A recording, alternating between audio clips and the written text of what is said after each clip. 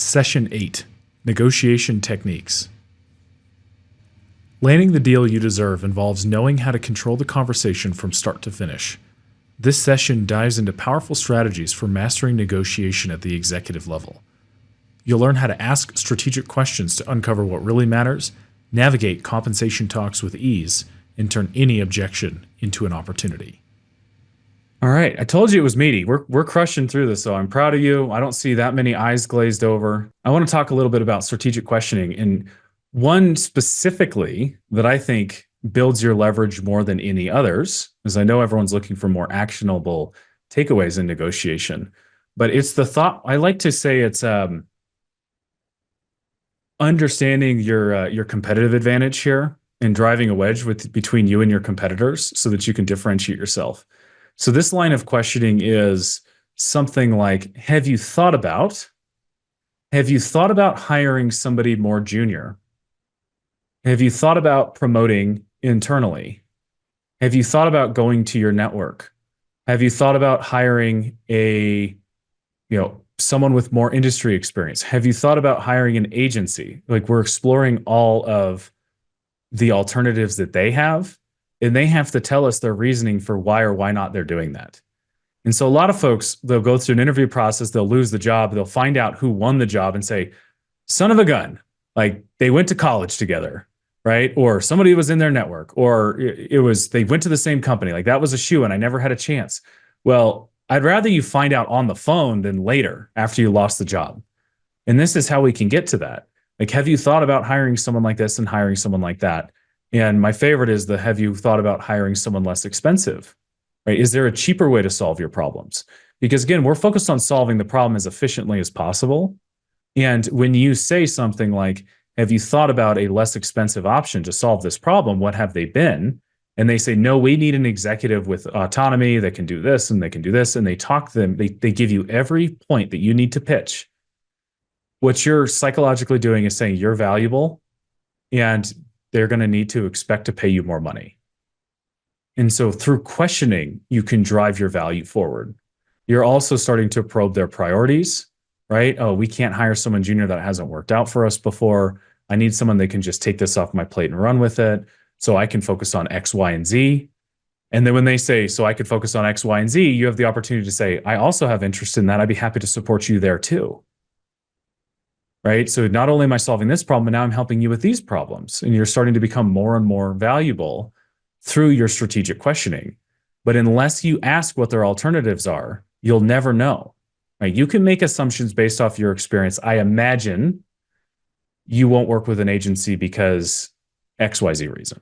Or I imagine you've gone through this hiring process and it's starting to get frustrating. So you can make assumptions, but it's better to hear it directly from them by setting them up to tell you what all their alternatives are. And then the sexy close here is when they talk through all their alternatives, then you say, now I understand why you're talking to me because it sounds like I fit that box perfectly. And so I want to give you another example because this is how we turned another deal from a $650,000 range into $1 million plus range. Because as we were running our strategic questionings, this wasn't a Fortune 500 big tech company for what it's worth. So context-wise, the company launched a whole new division and they're staffing it up right now.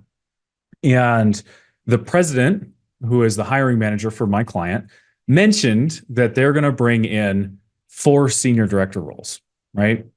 And my client, who's previously a VP, very good in the space, doesn't particularly want a senior director role, but was doing the job of what 2 of those roles were already. And so through the conversation, we actually combined the roles, reduced the head count, elevated the compensation for my client, and then won over, hey, the difficult for me, like perception-wise, it won't look good with me going from VP to senior director. Can we have a public role that's different? So publicly, they have a global head of position instead of a senior director of whatever. So we worked together to create a title that would be more impactful in that role too. And they were open to it because we broke the boundaries of what they were expecting, combined roles, and actually made the reporting structure and equity structures easier for them. So talk about creating a win-win situation.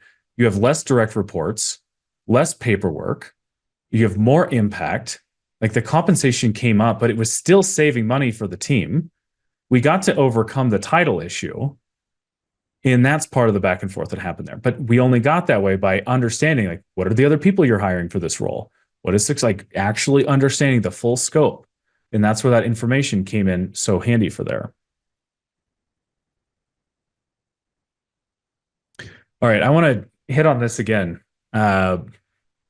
because the the money question is the one that trips a lot of folks up, and I'm not sure I answered it well enough last time for folks to feel confident.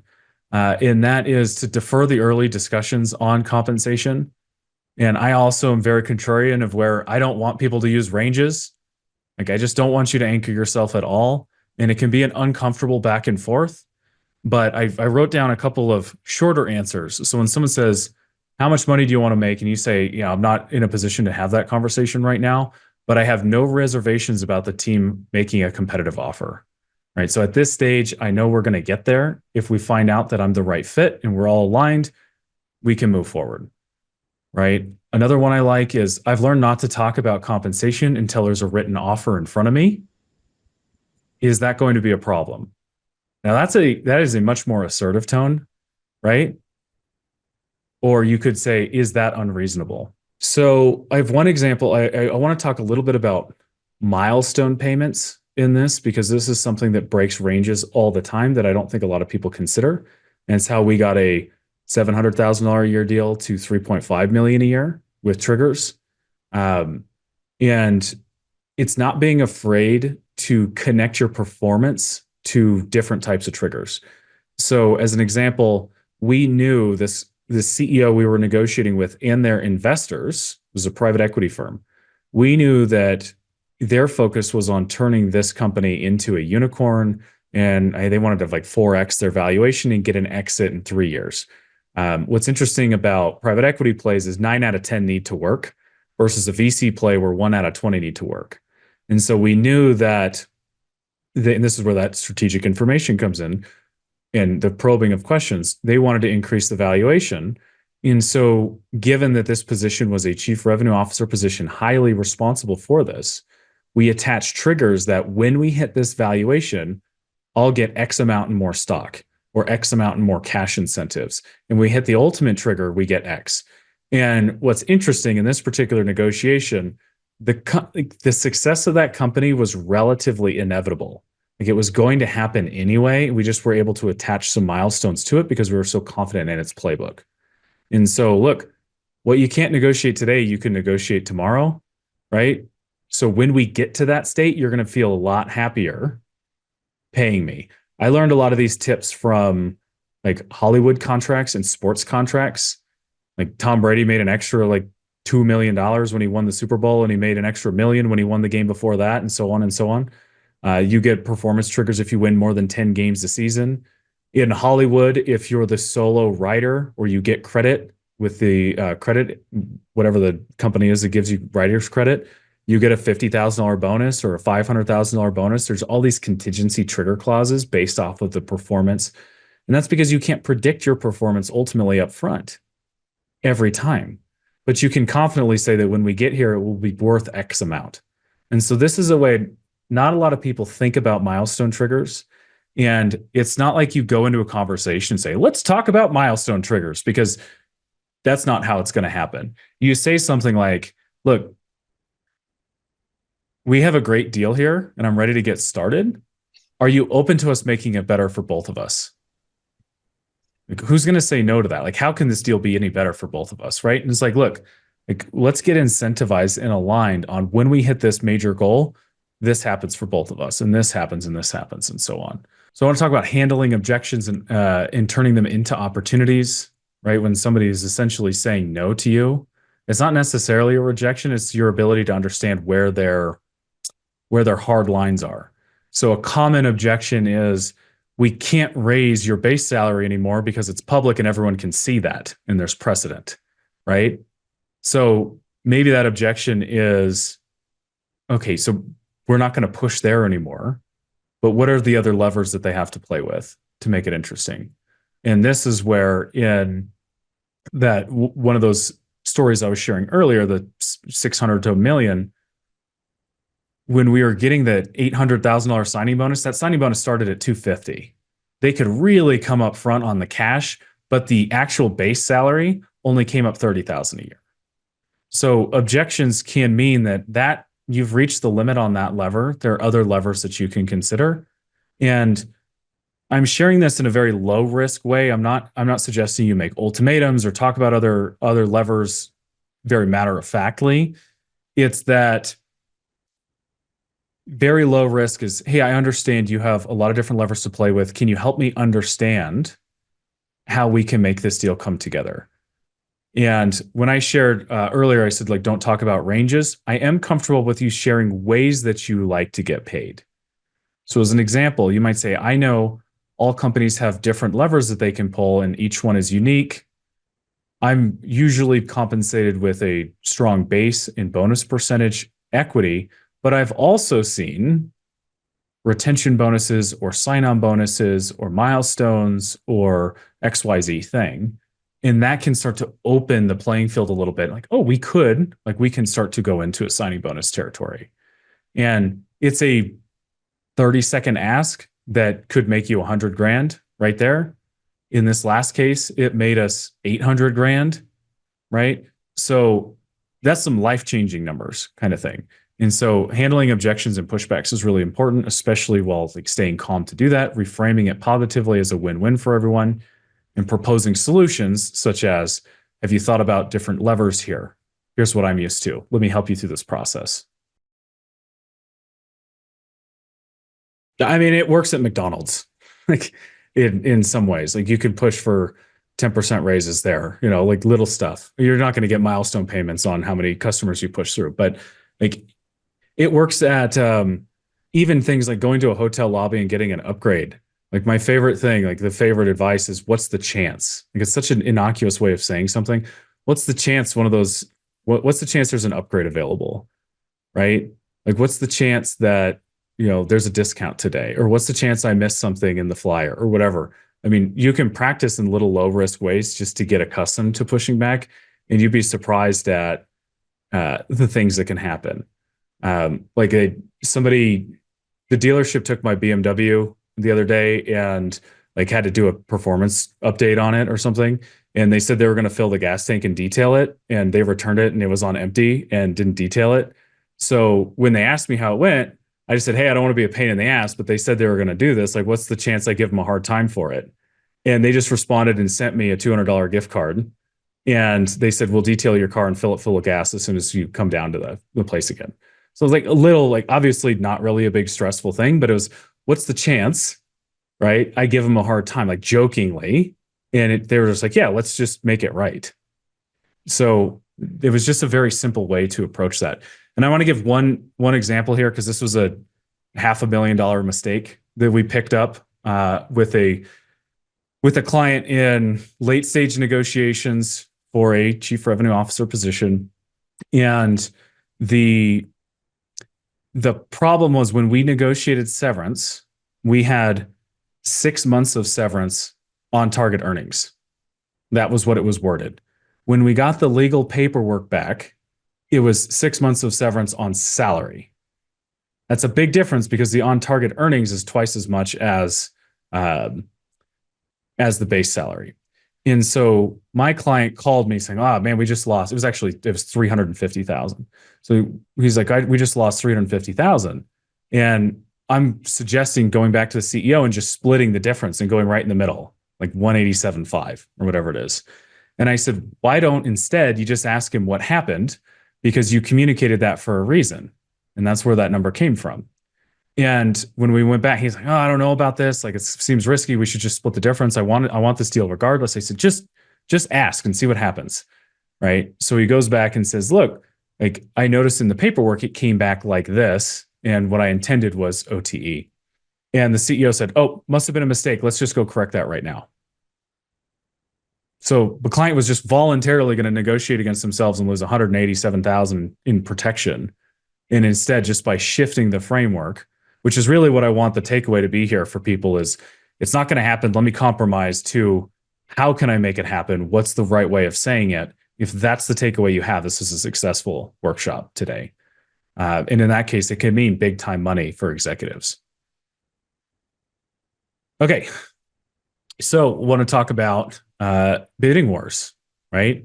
I don't know how many folks here have been in a bidding war or hope to be in a bidding war or falsely bluff their way into a bidding war. I've seen that happen too. But this is really where we can make some big money in short time. And this is really about creating opportunities outside of the one you have, like creating your alternatives, right? So if X company doesn't work out, I have Y company and Z company. And the more of those you can stack up, obviously a little more chaotic your interview schedule is and all of the work that you're doing to try to win those deals, but the more leverage you start to develop. And you strategically start to drip information with each other. And as we want to, if we want to speed a deal up, we might say, I'm expecting an offer next Thursday, right? And I expect to make a decision in the next 2 or 3 weeks. I want to be respectful of your hiring process, but I need to be transparent. I have a couple other companies that are interested in me, and I want to basically navigate and get as much information as possible here. And, I'm looking at some of the chats here coming in. This can also happen for those that have a job that are about to quit. If you're about to quit a job, and you should ideally have another offer ready, because that gives you leverage with your current job, and it doesn't necessarily burn that bridge if you say things correctly. And I have an example about this. I had a client call me, had a competing offer. This is also a Fortune 500 tech company. 2 of them competing for this gal's talent. So she had a competing offer. She said, Jacob, I'm going into the office today and I'm going to quit. And I said, call me instead. And because quitting, she was frustrated, didn't want to stay at the company regardless of what they came back with. But I said, this is when you have the most leverage. This is when we can find out how much money you are leaving on the table by not standing up for yourself. So you owe it to yourself to understand what they would do to keep you. Because there's a couple ways. They can throw some money at you, or they could say, good riddance, we didn't like you, right? And then you're going to know you made the right decision either way, right? So rather than just quitting, we came and said, look, I have another offer.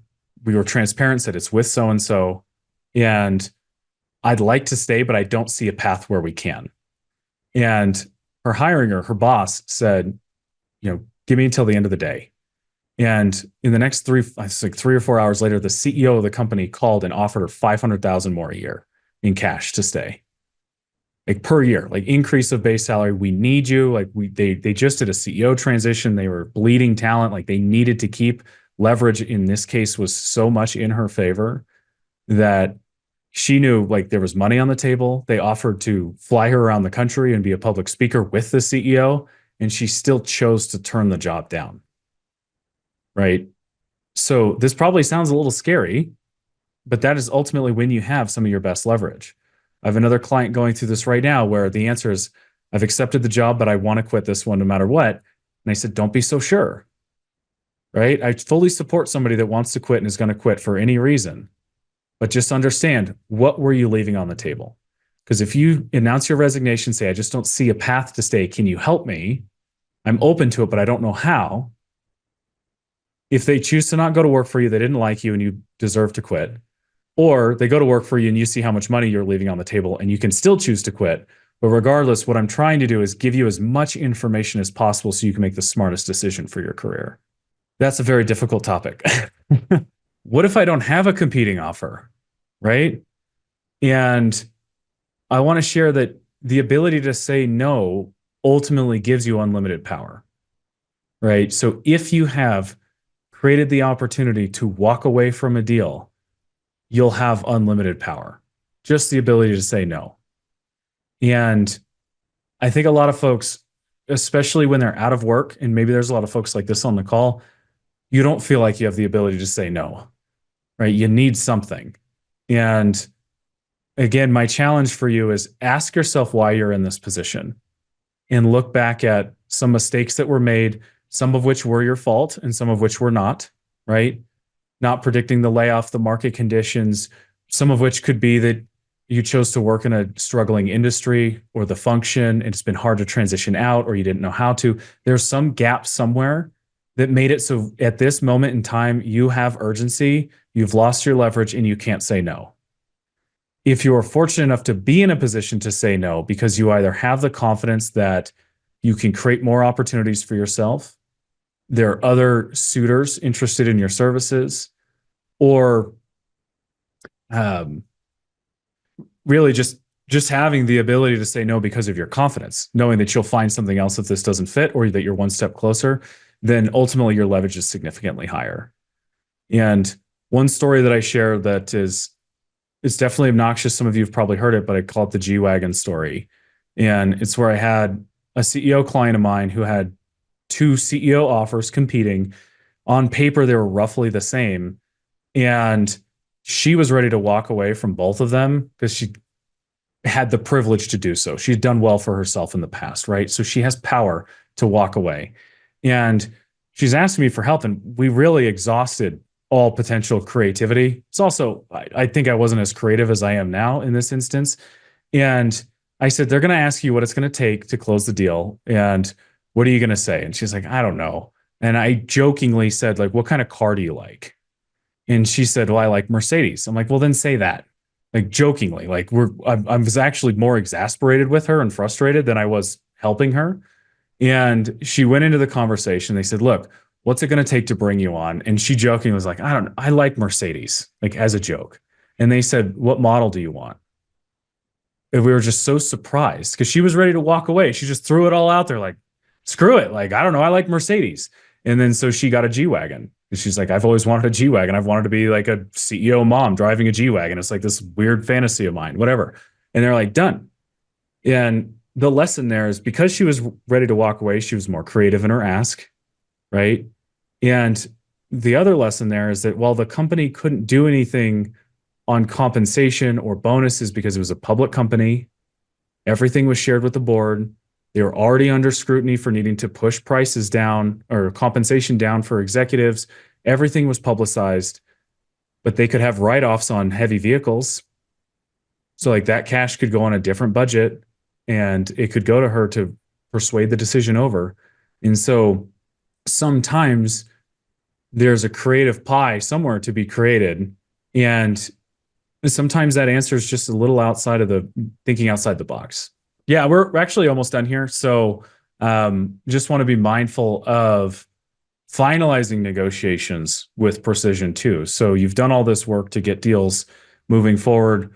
We want to make sure that we're summarizing the terms. Like this is what the first 90 days are going to look like. This is making sure that everything is vocalized, making sure that everything's in writing. If you have hesitations, this is where you can create more opportunity for yourself. You might say that, I'm all on board here. I'm hesitant about our hiring plan moving forward. Can we talk about that first? It's like we can do more due diligence in our hesitations before we sign a deal. And we always want to make sure we're expressing our appreciation. Thank you for being an advocate for me. Thank you for doing your best for me. Thank you for bringing this offer forward. I'm excited to work with you, and so on. So I'll go through these sections a little fast so we can have maximum Q&A here. And laying the groundwork for more too. So I mentioned earlier, what you can't negotiate today, you can sometimes negotiate tomorrow. And so we want to plant seeds for that. Accepting your opportunity is really just the beginning. Now the actual real work begins. And so we want to plant seeds for what we're trying to accomplish in the future. I'd also mentioned in an earlier workshop, if you want to be a CEO, you need to start talking about it now, right? We want to show that whoever it is that's hiring us can be a mentor for us, and we find value in that. We're here to support them. And in exchange, we'd like them to guide us through that as well. If we don't get our way entirely in a negotiation, but you really want the job, we can use a line such as, look, to be honest with you, I'm excited to get started. Why don't we work together for a little bit, see where their performance is, and have this conversation again in 6 months or 3 months or whatever. So like, let's pick this back up after we've done some testing, right? And we get to know what it's like to work with each other. Yes, you've lost a little leverage in that, but you've planted the seeds that you're not going away, and you're doing that in a polite way, just to make sure, hey, please take care of me as we see this stuff through. Ultimately, it's always on you to deliver the results too. That's one thing I'm not good at with my clients. I don't know if they can deliver or not. I have to assume that they can, and we talk a big game too. And ideally, they can show up and do that. But you always want to make sure that you're consistently performing and exceeding expectations. Those table stakes are maintained. Otherwise, you won't be laying the groundwork for more. You'll actually be laying the groundwork for a possible termination or a layoff. And being the tall poppy when you negotiate hard, you are the first one under scrutiny. And so you have to accept that responsibility and put yourself out there, or shy away from it and go with more of a low risk opportunity or low risk negotiation, and then be okay with not earning more. So you kind of choose which battle you want to have there. All right, now final piece in this, and then we'll move into kind of a summary section here, is that integrity is the cornerstone of your negotiation. And I can't stress this enough that I do not want you to be deceitful, right? I have seen people bluff. I have seen it be successful. I ultimately don't want people to have to put on a mask to show up to work, because it's exhausting to do so. Like, if you had to be someone you're not in the interview process for the sake of getting the job, you have to be someone you're not through that job to keep it, right? So your character traits follow through. And it's why I push for being more assertive in the interview process and really understanding what it is about the role that gets you excited. That character trait that you express needs to be consistent, because that's what creates kind of that long-term impact. And it's also that your reputation is going to outlast any deal that you make. So I want you to make the right deals. And sometimes no deal is better than the wrong deal when it comes to protecting your career and making stronger decisions based off your integrity. Like, you might say, I will not work for a company like BlackRock, or I will not work for Pfizer. And I'm picking on a couple of, or will not work for Nestle. Like, your integrity and what that means is important to you. And that can be the cornerstone of your career. It's something to be mindful of. We can do severance is really important because it's very awkward to bring up, and the timing for this is awkward as well. So in most cases, companies don't voluntarily give you severance, right? They don't just throw it out there like, hey, when we fire you, we're going to give you a year for free, right? It has to be negotiated for. Now, what I advise my clients do is to assume they're going to get severance while knowing that they're probably not, right? So this is a mindset deal. So you go into the conversation, and the timing for this is important. So you've already negotiated your compensation. You've come to terms with everything being within your zone of agreement, right? So compensation is okay, bonus is okay, all the big heavy things are okay. And it's the day you're going to sign it, right? And then you send the message, hey, getting ready to sign, but I didn't see your policy on severance. Can you forward that to me? Right? So like, HR sends all the paperwork. Here's our culture. Here's our this. Here's our that. Here's our benefits plan, all that.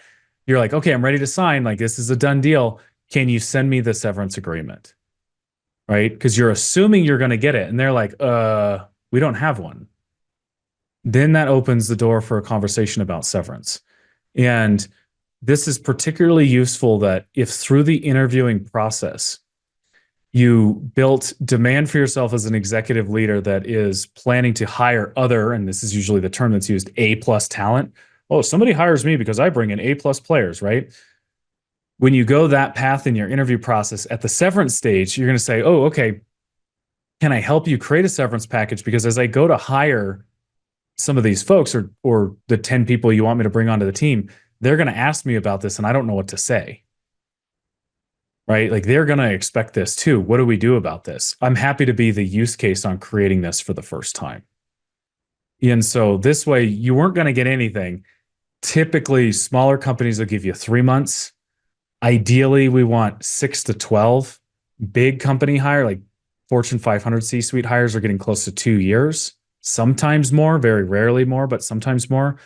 Some CEOs will also get like accelerated pension and things like that we can negotiate ahead of time. Or on the transition out, we can occasionally negotiate severance, even though you have significantly less leverage. And as we're going into this, you might say, I'm used to having, like, I'm familiar with anywhere from 6 to 12 months. I've seen companies also do like 6 months standard plus 1 month for every year served. which is the path that makes the most sense for how you want to structure this out for our team. It's like we be the solution and we provide and we consult them on that if they don't have a plan in place already. I'm sure there's going to be, this is just a summary of principles, and it's important to know that there are no rules. There are no hard rules for negotiation because every person and nuance is different. And there's a lot of differences between cultural norms and status norms and industry norms. And there are so many nuances to consider that these are simply principles that you must make your own. I do highly recommend studying this stuff because mastering executive negotiation is what's going to advance your career the most. If you want to retire several years earlier, get better at this. If you want to make millions more, get better at this sooner. Psychology and negotiation is what up-levels the final part. That's what keeps you in the C-suite too. It's what keeps you at that high level. And these are basically the main tenets that I've been able to figure out through my work with clients.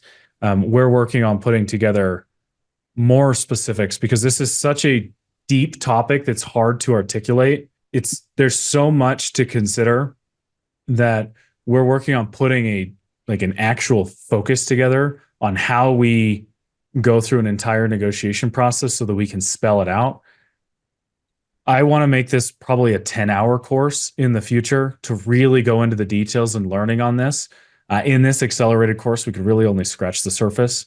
But the way that I've been thinking about it is first we gather that information. We're primarily doing that through that interview process, what we can find online. Then we're aligning with the people on the team that we'll be working with. Then we're focused on influencing them, how to make them advocates for us, how to get them to work on our behalf. Then we're navigating the challenges as they come up, and then we're securing the deal after. And so we're working on putting together a full framework for this to get really hyper tactical. Session 8 workbook.